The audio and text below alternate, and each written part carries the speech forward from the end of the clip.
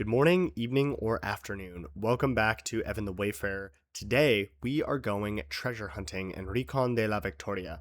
But before we do that, we're going to check out the coastline, see if we can find some old historic watchtowers, and even see a train tunnel or two. This one should be fun. Thanks for joining me, as always.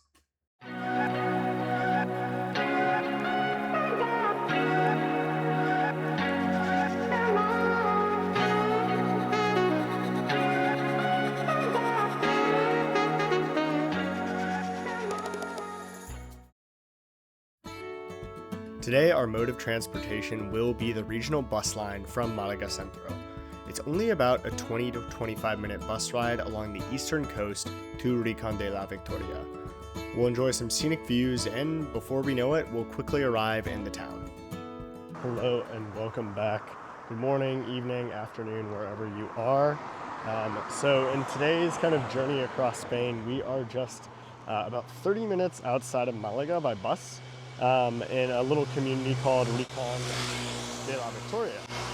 Now, one of the reasons I wanted to come here was, there's actually kind of we'll just say a hint of a hidden treasure that we're going to go find.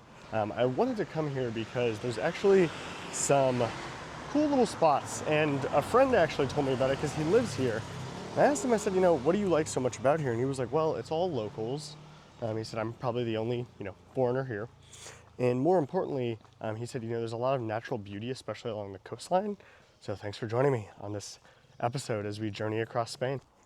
It's actually just up here on the left is kind of what we're looking for. So these are old watchtowers that I believe were built during the Moorish occupation, or I guess the Moorish reign of the country of Spain.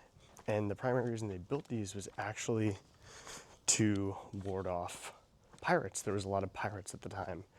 So yeah, these were built around the 14th century by the Moors because the whole coastline was worried about pirates raiding settlements and towers. So these were kind of an early warning system that would allow them to spot, foreign ships or ships that didn't belong and, notify towns, etc. and settlements. So they're still here today.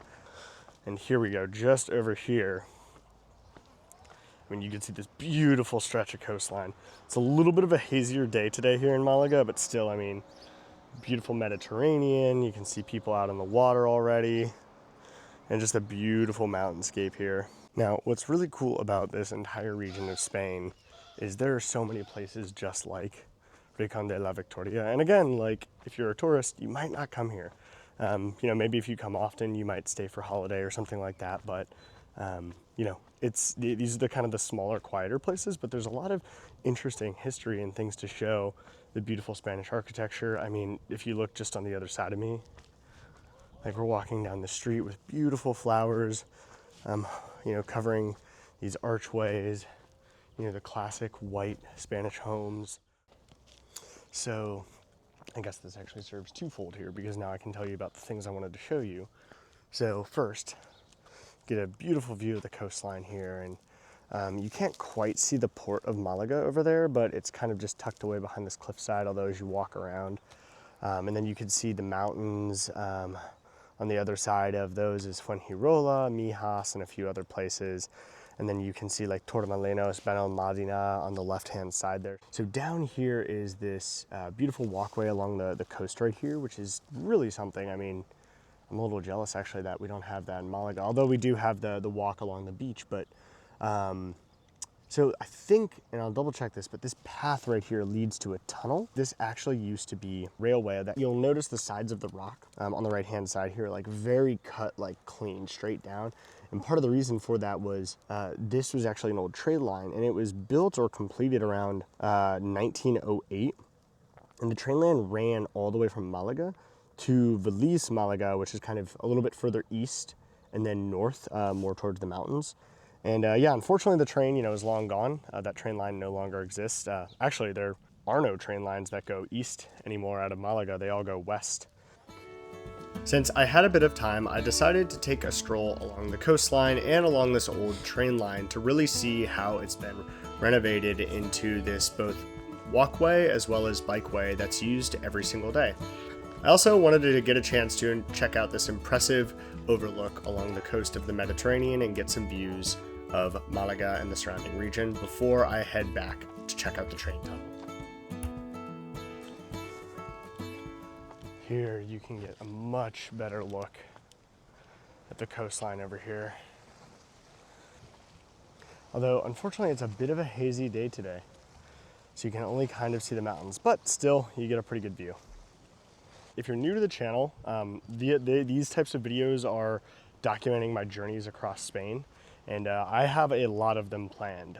My idea is I'm gonna try to release these, roughly every 7 to 10 days. Some are gonna be trips like this, where it's just a short, quick day trip in and out to show you something cool or interesting about where I live. But I also have some videos planned as well that are gonna be longer. So stay tuned for those if you're interested in that. Definitely go ahead and subscribe to the channel. That is the best way to find out when new videos come out. Also, if you're interested, I do have an email newsletter as well that I send out once a week with information of what I'm doing in Spain, as well as kind of updates on videos. So yeah, but thank you for joining me as always on my journeys across Spain. Let's keep going. So this is why it's always helpful to give yourself a little bit of time and to check Google Maps, because I thought that I could get to where I'm headed off next that way, but no, I cannot. So off next, I venture back along the coast to the old trail tunnel that will lead me to a unique religious shrine on the coast. And just here you can see actually the tunnel they blasted through the rocks here. So this used to be a train at some point. I should have just enough time to walk through, so let's take a little stroll down the tunnel. And this is actually a precursor for the next little bit as we go to find the treasure that I mentioned. We are going to be going underground, so that's a little hint for you. You can definitely feel it. It's a little bit cooler in here, although not as much as you'd expect, because obviously it's not a very long tunnel, so you can quickly get from one end to the other. But I remember back when I was in Virginia, we went to an old train tunnel and that ran for almost a mile, and when you got into the middle of it, it was noticeably colder. All right, so as always, I found one more thing I wanted to show before I have to run up the hill. They're gonna think I took a dip in the ocean when I get there. That's how sweaty I'm gonna be. But no, up here, there's actually a religious shrine that I wanted to quickly show. So just up here is the shrine of the Virgin del Carmen, or the patron of fishermen. So I won't explain to you what that is because I assume you can figure it out, but it is the patron saint of fishermen. So here's the shrine itself, and they actually have a bunch of fisher nets and things like that to kind of showcase. And they actually have these beautiful mosaic benches here as well, which if you've ever been to Barcelona and the mosaic there, they have those as well.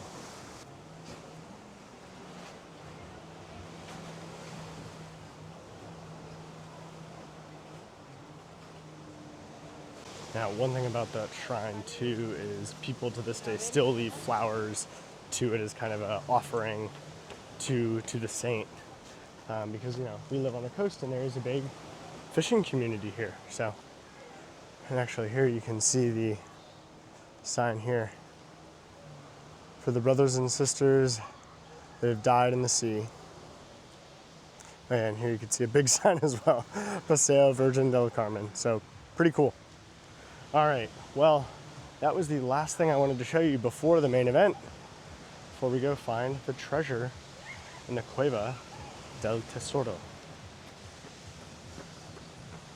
And actually, looking at timing on this, we are going to arrive precisely when we mean to. Thanks, Gandalf. Oh, and here are those hills I knew were coming. Well, I will see you all when I get up there.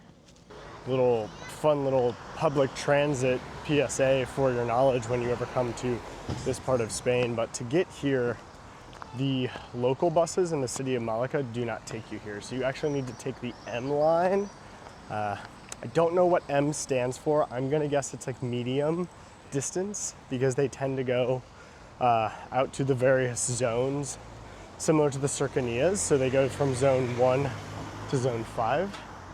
But they're really not that expensive. I think the bus is like $175 for a ticket. It's just a flat fare, so you don't get any discount, you know, if you get off earlier or sooner. So if you're just going down the street, maybe take a local bus. But if you are going a little bit further, they're a really good option. Ooh, and it looks like we are going to cut through this little park here. Parque Las Viñas.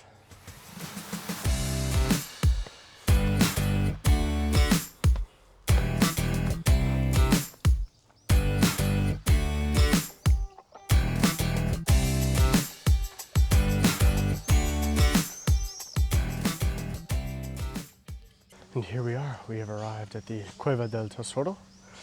So, I said this earlier, but when I hinted that we were going treasure hunting, well, it's actually because the name of this cave is Cave of the Treasures. Now, there's a little bit of an interesting history. The Cueva del Tesoro, or Treasure Cave, is pretty special. And starting off, it's the fact that the sea actually formed this cave. Over millions of years, waves hollowed out these galleries from the inside, which is why the walls curve the way that they do. Now, you might be thinking that's not all that special, but almost every other cave on Earth was carved by fresh water, by rivers and rain. This is the only, or one of the only, sea-formed caves in Europe you can actually walk through. And the history goes deeper. Humans found this place early. There are Paleolithic paintings and engravings on these walls, and just last year in 2025, archaeologists announced human footprints were found here dating from 40,000 years ago, some of the oldest found here in the Mediterranean. The next comes later. The history goes on. Legends say that Roman general Marcus Crassus hid in these caves for about 8 months, and one of the chambers still carries his names. But the treasure story belongs to the Almoravids, a dynasty that ruled here in the Middle Ages. An emperor, Tasufan ibn Ali, is said to have hidden the riches of 5 kings somewhere in these galleries and sealed the entrance behind him. In the 1800s, a Swiss man named Antonio de la Nari spent nearly 30 years searching for it, blasting open new passages with dynamite. And in 1847, one of his own explosions killed him before he found anything. In the 1900s, the work was carried on by a new owner, Manuel Laza Palacio. A scholar bought it, and he kept searching, but this time he did it through excavation instead of explosions. And he actually did find something, a ceramic lamp holding roughly 6 Almoravid gold coins. Not treasure, but proof that the legend might have been built on something real. The cave is now open today and has been open since 1974 and is well worth the visit.